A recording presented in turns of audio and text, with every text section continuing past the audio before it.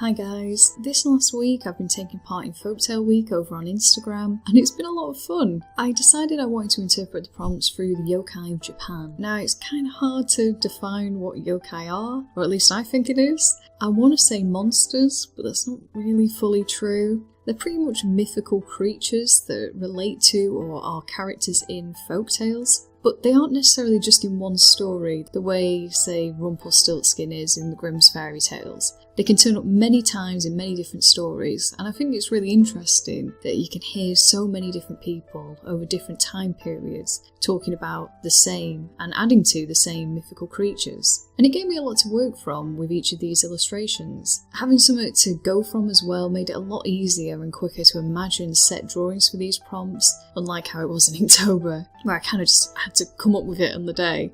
And I'll do an overview of each day towards the end of this video because I decided to only film one of the paintings from this week for a change. As much as I do like seeing each one in an almost highlight reel, I kind of wanted to show each stage of this video in a little more detail. And that's just because when I watch art videos online, I like to see how the process works and how the artist structures their work, as much as say the techniques they're using or what they end up creating at the end. So I hope maybe this would be a little bit more interesting to watch, if you're also into that type of thing.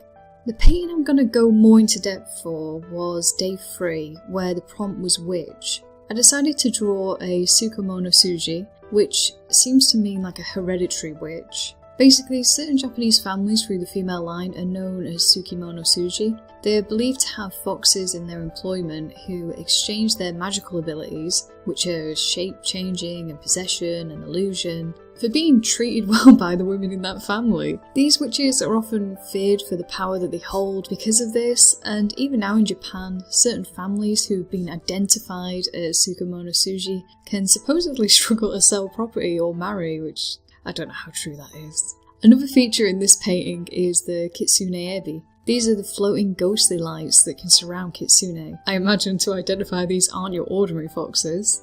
However, there does seem to be a kind of consensus that all foxes are kitsune. Honestly, I don't take anything I say for gospel in this video. I've read most of this online and I'm never sure if I properly understood it, but kitsune seem to be different from say Bake-Danuki or Nekomata, as I painted in day 2, in that kitsune are all capable of magic, whereas not all cats or neko are magical. They need to go through something specific to make them magical. There's a sort of trifecta of sorts in magical Japanese animals. You've got your neko, which are cats in Japan, your tanuki, which are raccoon dogs. They don't really exist outside Japan, to my knowledge, and kitsune, which are foxes, and they're the only 3 animals that are capable of transforming shape and possession. Each has its own believed character and nature if you met them, and many have Shinto shrines that are dedicated to them too.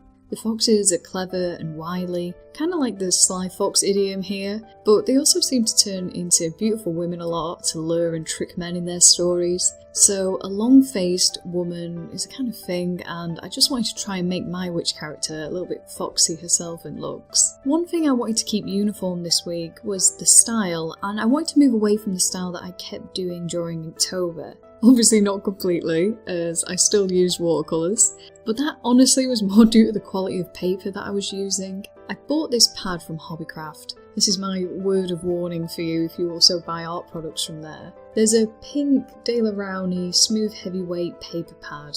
I got the A4 one, and I would never buy it unless you're planning on punishing yourself for some reason. And even then, if you were planning on punishing yourself, please, Prompt Squad has a lovely prompt for you to do instead in the last video. I'm only joking. But yeah, the paper blurs with even the thinnest amount of ink that you use on it. And anything you draw on it has this great effect where it's like you've just rubbed salt into your eyes. It's so blurry.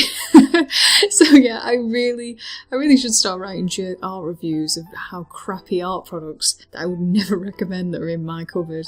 I follow a channel that's called Worth a Buy here. He's a really funny bloke who does these game reviews and just talks about whether something is worth the money or not. And I feel like art parody should be made. I sadly can't do a Geordie accent, so it's already dead in the water. Anyway, the paper's crap, so as you've probably seen, I had to soak it in water and stretch it out properly on a board just to stop it falling apart on me while I worked. And even though I was so light with the colours and really careful with the drying of it, I wouldn't recommend it to anyone. It's more effort than it's worth. So yeah, I'll stop ranting.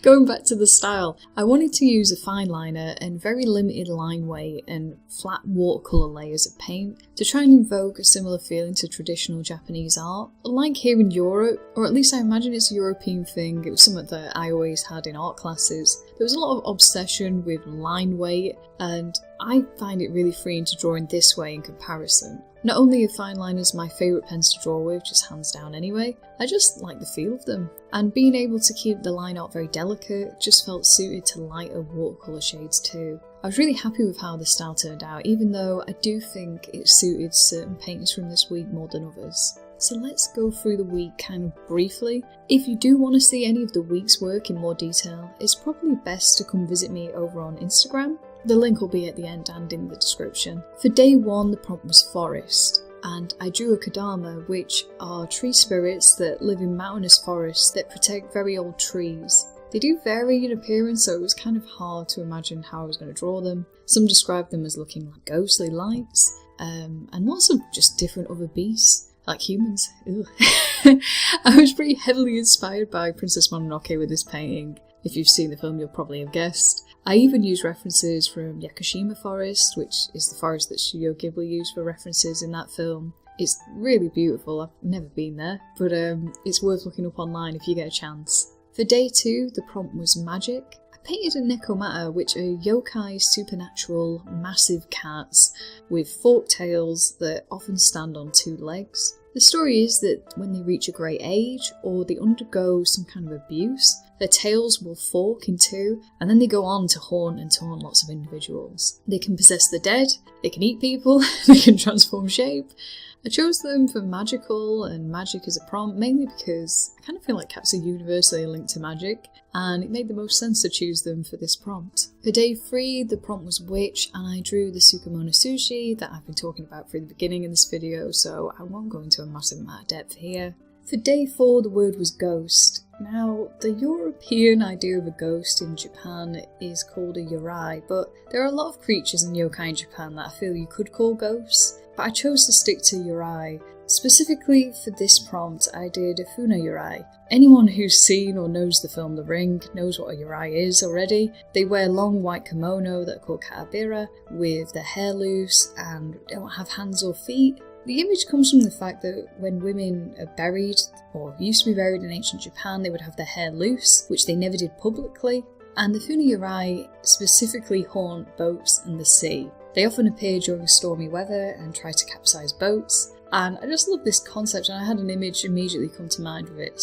But maybe I kind of felt like I struggled a little to make her feel ghostly with the line art, and had to rely quite heavily on the paint. For day 5, the word was insect, and I chose a Mukade. It's a giant centipede-like yokai that lived in the mountains near Lake Biwa. The story is that it's so large, even the dragons feared it in the area. It was black with hundreds of orange legs, and it would terrorise the small village near Kyoto. It was defeated by Tawara Toda from the Minamoto line, a hero who vanquished it through arrow fire and then saved the town. The Minamotos are a real family, and they have a really unique history if you're interested. It's definitely worth a read. For day 6, the word was mirror. I did really just want to draw a Kappa, as they are one of my favourite yokai, but I feel like it also makes a bit more sense beyond just the composition. I think water's pretty reflective, and that was my overthinking. But anyway, Kappas are creatures with green scaly bodies, a beak and a turtle-like carapace on its back. They have a water dish-like indent on their forehead which holds water from the river that they lived in, and that seems to give them life. They love the taste of cucumbers and are kind of polite to a fault. So if this guy gets on your bad side, make sure you go and bow to them so that they'll tip the water from their head dish, and then they'll freeze in place. And then if you choose to refill it with water from its own river, then it'll be in your life debt. There's a lot of good Kappa stories that are worth a read online if you want to have a laugh. And they even have a lot of sculptures of them near watersides and rivers in Japan to warn kids to be careful.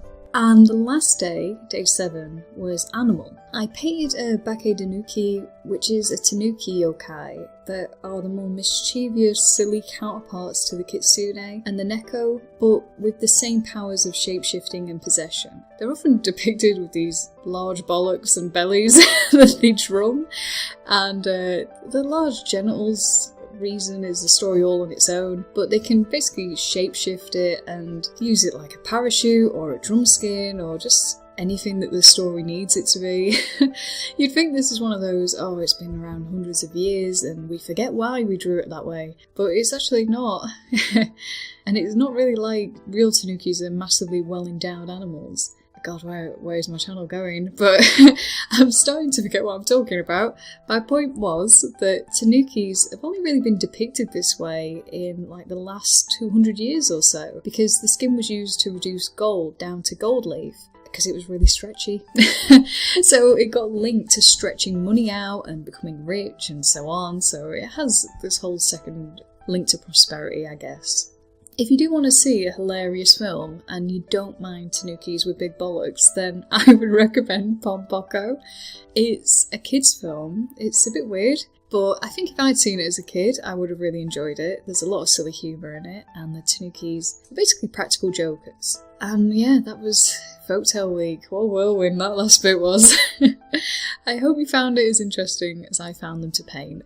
I love getting to delve into Japanese culture a bit. I'm no genius on the topic, but I do love reading and watching things on Japan's culture and their art, so I'm really glad to have given some of their folktales a go this week.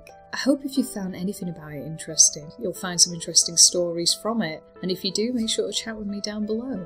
I hope you've all had a great week too. Thank you so much for your responses throughout this week over on Instagram and on Prompt Squad last week. I can't wait to see what you all create for the Prompt Stranger, because I have absolutely no idea. Oh no. But yeah, I hope you're all doing well, and I'll see you all soon.